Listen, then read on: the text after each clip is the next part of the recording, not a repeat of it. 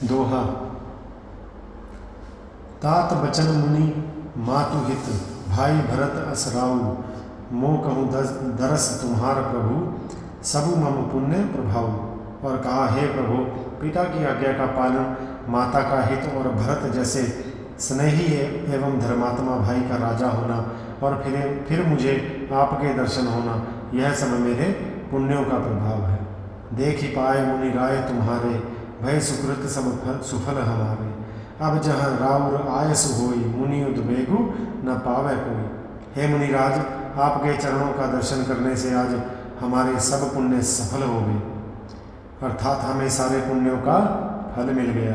अब जहाँ आपकी आज्ञा हो और जहाँ कोई भी मुनि उद्वेग को प्राप्त ना हो। मुनि तापस जिन्ह ते दुख लहहीं, ते नरेश बिनु पावक दहीं। मंगल मूल विप्र परितोषु, दई कोटि कुल भूसरु रोषु। क्योंकि जिनसे मुनि और तपस्वी दुख पाते हैं, वे राजा बिना अग्नि के ही, अर्थात अपने दुष्ट कर्मों से ही जलकर भस्म हो जाते हैं। ब्राह्मणों का संतोष सब मंगलों की जड़ है, और भूदेव ब्राह्मणों का क्रोध करोड़ों कुलों को भस्म कर देता है। अस जिय जानि कही सोई ठाऊं, सिय सुमित्री सहित जह जाऊं। तहाँ रचि रुचिर परण तृणशाला, वासु करो कछु काल कृपाला। ऐसा हृदय में समझकर वह स्थान बतलाइए जहाँ मैं लक्ष्मण और सीता सहित जाऊं, और वहाँ सुंदर पत्तों और घास की कुटिया बनाकर, हे दयालु, कुछ समय निवास करूं। सहज सरल सुनि रघुबीर बानी, साधु साधु बोले मुनि ज्ञानी।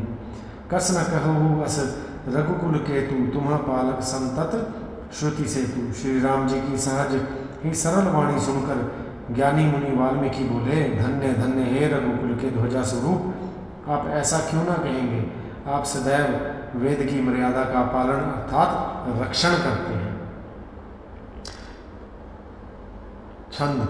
श्रुति सेतु पालक राम तुम, जगदीश माया जानकी। जो सृजती जगु पालती, हरित रुख पाई कृपा निधान की। जो सहस सीसु अहिसु, महिधरु लखनु सचराचर धनी। सुर काज धरी नर राज तनु, चले दलन खल निसीचर अनी।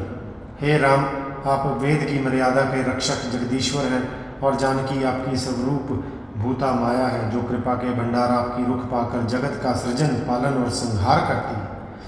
जो 1000 मस्तक वाले सर्पों के स्वामी और पृथ्वी को अपने सिर पर धारण करने वाले हैं, वही चराचर के स्वामी शेष जी लक्ष्मण हैं। देवताओं के कार्य के लिए आप राजा का शरीर धारण करके दुष्ट राक्षसों की सेना का नाश करने के लिए चले हैं।